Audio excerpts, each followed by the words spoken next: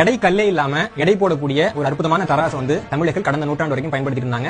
ஆனா இன்னைக்கு அந்த தராசை பத்தி நம்மள 99% பேருக்கு தெரியாது. அந்த தராசு தான் தூக்கு தராசு அப்படிங்கிற இந்த தராசு. இந்த தராசுல எடை கல்லும் கிடையாது, அதே மாதிரி ஒரு பகுதியே கிடையாது. இந்த பக்கம் பாத்தீங்கன்னா எதுவுமே இருக்காது. இந்த பகுதியில தான் தேவையான பொருட்களை வச்சு எடை போட முடியும். தூக்கு தராசோட அமைப்பை பார்ப்போம். நேரா வந்து ஒரு கழி இருக்கும். இது பொதுவா வந்து ரொம்ப கடினமான மரத்துல, அதாவது கருங்காலி மரத்துல தான் செய்வாங்க. இந்த கழி வந்து இதோட முக்கியமான அங்கம். இந்த கழி இல்லாம இந்த இடத்துல கயிறுகள் கொடுத்திருப்பாங்க. இந்த கயிறுகள் மூலமா தான் நம்ம வந்து இந்த தராசு தட்டை அதில் இணைக்க முடியும். இது பாத்தீங்கன்னா ரொம்ப எடை குறைவானது அப்படிங்கிறதுனால இந்த தட்டு ரொம்ப சரியான தட்டா இருக்கு.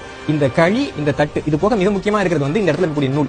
இந்த நூலை வச்சு தான் நம்ம எடையை கண்டுபிடிக்க போறோம். இந்த கண்டுபிடிக்கிறதுக்கு நம்ம உதவுறதுக்காக நம்ம கிட்ட இருக்க ஸ்கேல் எல்லாம் கோடுகள் இருக்கும் இல்லைங்களா, அந்த மாதிரி இந்த கழியிலையும் சின்ன சின்னதா நிறைய கோடுகள் இருக்கு. மொத்தம் 22 கோடுகள் வந்து இந்த கழியில இருக்குது. இந்த கோடுகளை வச்சு தான் நம்ம எடையை கண்டுபிடிக்க போறோம். எப்படின்னா, இந்த தட்டுல நம்ம ஏதாவது ஒரு எடையை வைக்கிறப்போ இந்த கோடுல இருக்கக்கூடிய சமநிலைங்கிறது தவறும். அப்போ சமநிலையை கொண்டு வரதுக்காக ஏதாவது ஒரு இடத்துக்கு வந்து நம்ம இந்த கயிறை வந்து நகர்த்துவோம். அப்படி நகர்த்துறப்போ எந்த இடத்துல போய் இந்த கயிறு நிக்குதோ அங்க என்ன கோடு இருக்குன்னு பார்த்து அந்த கோடு அடிப்படையா வச்சு இந்த கழி சொல்லக்கூடிய எடை என்ன அப்படிங்கறது நம்ம 1.4 கிலோகிராம் எடைக்கல், அந்த எடைக்கல்ல வச்சு இது சொன்னா சரியா நிக்குது. அப்ப இந்த கோட்டுக்கான எடைங்கிறது வந்து ஒரு வீசம் வருது. அதே மாதிரி இந்த 22வது கோட்டில் நான் வச்சேன் அப்படின்னா இங்க வந்து இதே மாதிரி 2 கல் வைக்கலாம். அந்த அளவுக்கு அது எடையை தாங்கக்கூடியதா இருக்குது.